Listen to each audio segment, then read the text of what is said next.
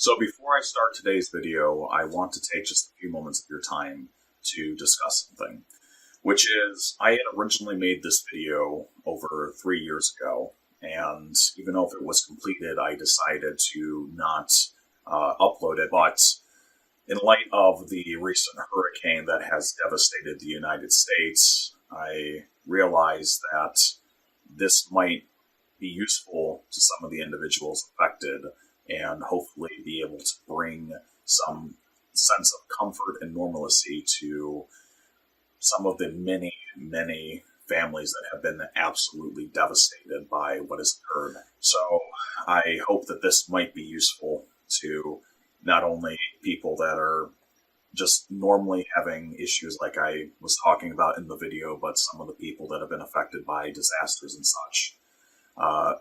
I am going to put a written sort of summary of the video along with the products that I talk about in the description, and kind of just provide that as a quicker source of what I'm talking about in case you would rather do that instead of watching the whole video. Again, I understand that there's so much that has happened recently, and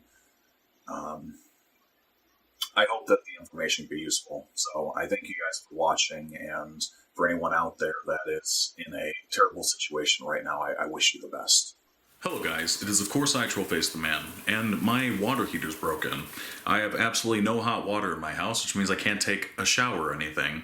And though I'd fix it myself, I actually am not able to because it is not my house, and the landlord had somebody put it in, which they actually put a water heater in a while ago, and that failed because they improperly installed it, and they had the same company put a new one in under warranty, and then this one has failed now too. The water heater started leaking 6 months ago. I had told him. He never fixed it. Then it got worse 2 months ago, and I told him, and he didn't fix it. And then I told him a month and a half ago it was getting bad, and it still wasn't fixed. And a couple of days ago, it just completely failed. It started pouring water, and the gas sensor is reading an error, so it won't even attempt to heat up anything. So no water. Water is kaput. What do you do in a situation like this? Because, I don't know about you, but I still need to take showers. Well, I kind of sprung into action and figured out a cheap solution to allow me to still do that, do it with hot water and do it comfortably.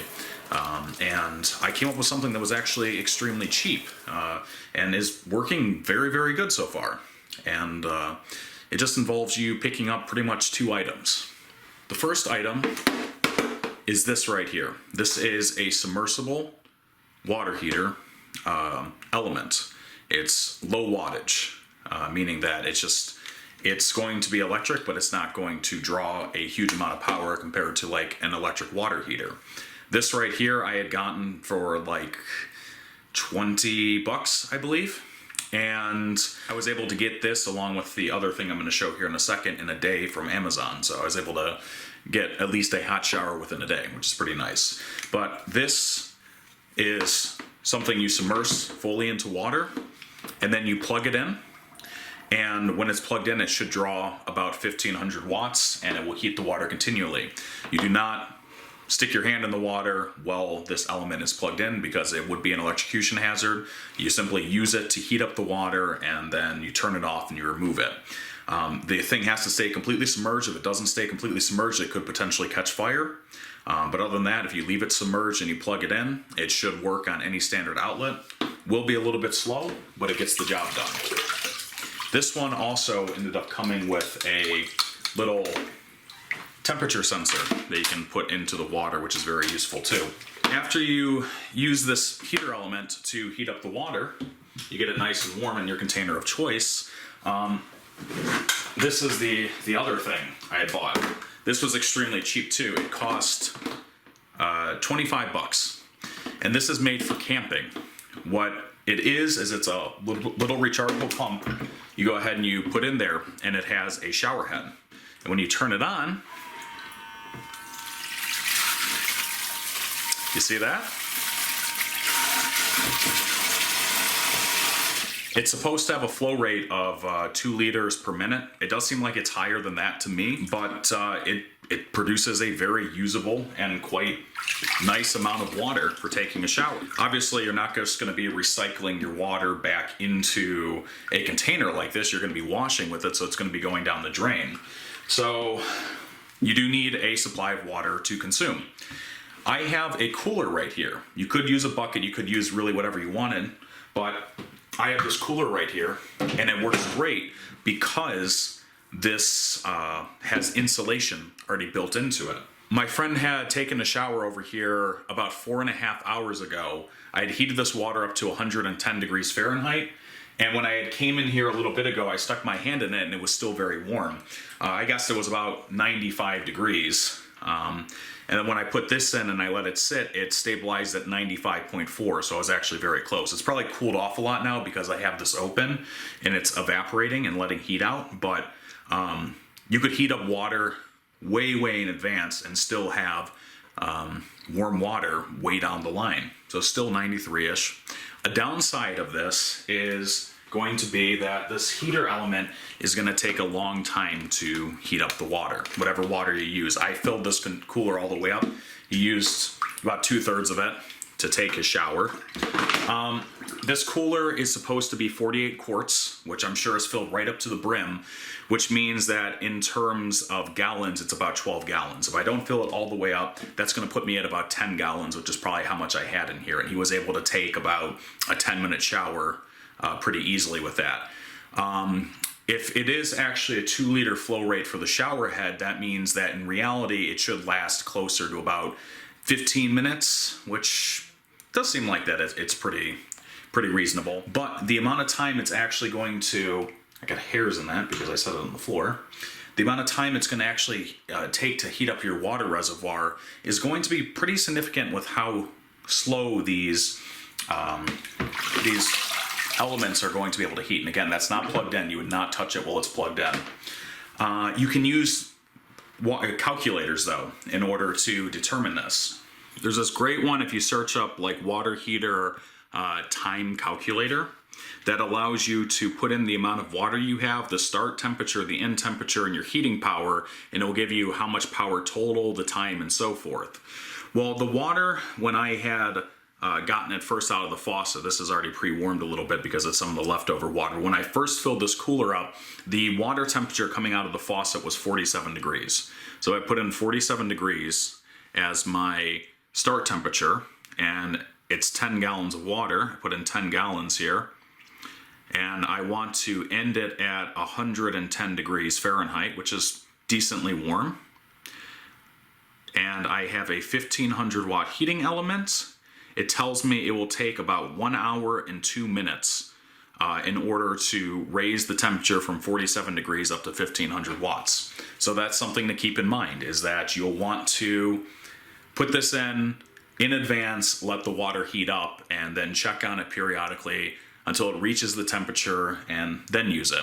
And that was right about the time for me. Now keep in mind, that's in a perfect world where there's no losses from like the insulation letting, heat through and such, but it was pretty right on the money. And you can do that for any size container. You just figure out what the volume of water is, your heating element power, and so forth, and you're off to the races with that. So I actually do need to take a shower. I'm going to fill this up full of the fresh water, at least top it up. I will leave this water in here already because it's already preheated, but I'm going to top it up, put in the element. I'm going to let it warm up, and then I will show how you can just mount this in like you're already, the shower you already have, and then just go ahead and use it. So I'm just filling up the cooler using the cold water that's coming out of the shower to have the shower head kind of stuck in there. Temperature will drastically drop. While this is filling, there's something that's worth mentioning here, which is that that calculator also tells you the amount of wattage that you are going to use to heat up the water. 10 gallons of water, 47 to 110, would use about 1.4 kilowatt hours. That's why it takes a little bit over an hour with our 1500 watt heater element. Well, I pay about 16 cents per kilowatt hour here, which means 1.54 times 0.16 cents means it'll take about 25 cents worth of power for me to heat up this cooler full of water. If you were curious, you just use the amount of kilowatt hours used times how much you pay per kilowatt hour, and you would have the price in order to heat up the water. Very simple. So this will be a 25-cent shower. All right, I think that's full enough. We'll just have to redo some math here. Dropping the temperature probe in again. We'll see, because we already had warm water in there, what the temperature difference is. By the way, another thing you can do too with this is if you just simply leave your water sitting out overnight so it heats up to your ambient temperature, instead of being, for example, 47 degrees, you let it heat up to 64 degrees, then it will take a lot less time and a lot less energy in order to heat up the water. Just let it passively warm up. You can even put it outside. You know, if it was warmer outside, if it's like an 80-degree day and your water heats up to 80 degrees, then it takes a lot less power and time to get it up to the 110. I'm gonna just shut this. Okay, so our temperature is at 60.3 degrees Fahrenheit. We still have that same 10 gallons of water. We have a start temperature of 60.4, and we want an end temperature of 110. Then we have that same 1500 heater element, which means that we should get our water up to temperature in about 49 minutes after I drop the heater element in there. And again, that's compared to before, where we were starting at 47 degrees and it ended up taking us 1 hour and 2 minutes. Let it sit outside up to 80 degrees. It now only takes 30 minutes. The warmer the water you start with, the less time and energy it takes. Pretty intuitive, right? This is the closest plug I have. I'm dropping that in. I'm letting all the bubbles come out of it.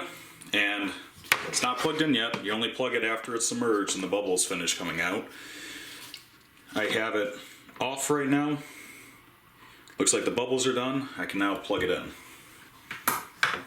This is a plug in my bathroom. It is ground fault protected, which means that if there is some type of short, it will trip. I haven't had problems with it so far. I have a watt meter plugged in, so that way we can actually record the real wattage of this. Keep in mind, this thing does have a short cord, but there is a reason for that, and that's because there's going to be a lot of power going through here, and unless you use a really heavy-duty extension cord, you could burn up an extension cord or such. So I'm plugging it in. Nothing yet, because I need to switch it on, and we'll see what types of wattage it's drawing. So this is actually drawing closer to 1700 watts versus the 1500 that they claim. Now this is a 14 gauge, it's a 15 amp 120 volt circuit, meaning that it should be able to handle about 1800 watts. However, it's not supposed to actually do that continuously. Continuous rating is only going to be about 1440 watts, or about 1500 watts. Meaning that if this was left in for a really long period of time, it might actually cause the breaker to pop. From what I see, a long extended use or continuous use is 3 hours rating. So as long as we're not using this for 3 hours, it should be okay. The other thing is that when you're using this, you gotta make sure that it's fully plugged in and it's not loose or half hanging out. Because if you get it where it's hanging out of the plug and it's barely plugged in, it can heat up significantly and it can also catch fire. Make sure whatever plug you have it in, it's firmly seated in place. I can hear a little bit of sound as the water's boiling, a touch on the surface where it's touching the heater element. I'm gonna have to redo the math for this because with the 1700 watts of power, it's going to heat up a little bit quicker. We want the end temperature to be 110. And we have a heating power now of 1700 watts instead of the 1500 watts. It should take us 44 minutes. So it is 12:16 right now. We'll check back in 44 minutes and see how it is. Now, shutting the lid for the cooler is going to help it heat up quicker because it's not going to lose so much energy from just the heat radiating out from the uninsulated lid. While that's heating up, it's worth looking at this shower head pump. There are little bits of hair in the water that would be hard to get out, which I'm not going to do. Luckily, this thing does have, it has a little filter in there to catch things like that, so that shouldn't be making its way into my water anyways. It also recharges through this little port that's supposed to seal it from water getting into it. Seems to have stayed dry so far. This button just simply switches it on and off, and then there's this sort of semi-universal connection here that if you wanted to use this pump for something other than the shower head, you could just put something else on it, attach a hose or whatever, which means that this has multiple uses, being the shower, but also just as a nice battery pump. And I think it's supposed to run about 60-ish minutes off of a single charge. So not too bad at all. I'll link this in the description below too if you're interested in purchasing it. I had just gotten done exercising. There's still actually 30 seconds left and we're at 113.4. So pretty close. One thing is though is that the wattage has went from 1700 to 1741. So it's wandered up a little bit with time. That might explain some of the discrepancy. I'm going to feel the temperature of this water, but first I'm going to switch off the heater, and I have it unplugged. That is nice and warm. And there goes my alarm. So now that this is up to temperature, and it's unplugged, I can safely remove this, and ready for the shower part. You do want to dry that off too. Let it drip out whatever water, so that way you're not letting water sit on it and corrode.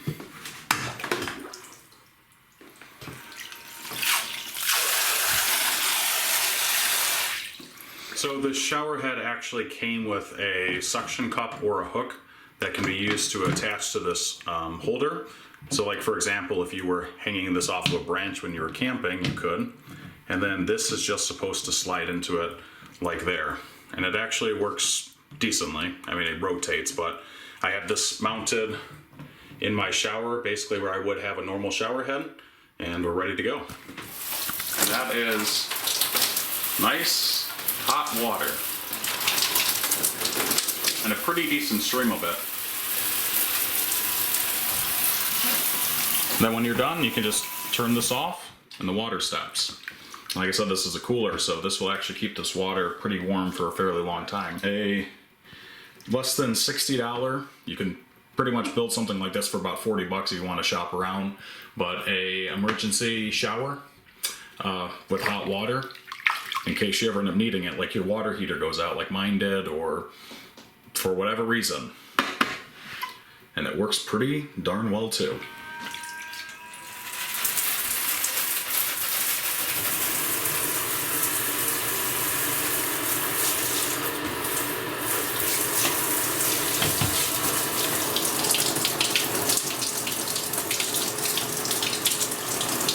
I took a full shower, including shampoo and conditioning my long hair, doing a full scrub down, and taking my time with it. I didn't pause the water at all while I was lathering or letting the shampoo or conditioner sit before rinsing it out, and we still have half our water left, and it's still in this cooler a nice 115 degrees. When it comes out the water head, it does drop a few degrees in temperature. There's also something else worth noting, which is that if you do overheat your water, say this was like 130, 140, and it's too hot to use because you just forgot about it, just add some cold water in. You can balance out the difference by adding an equivalent amount of cold water. Even right now, if I wanted to, I could fill this back up to here and still probably have water that's about 90-ish degrees or so, if I wanted to stretch my warm water a bit more. But yeah, actually this is the first time I took a shower in it, and it was great. It worked great. It actually seemed to have as much pressure as my normal shower head, which tells me that the water pressure for my shower head up here is not very good. Also, it's worth mentioning I did get those shots before even getting in the shower with the same water, and that was no problem either with the amount we have left.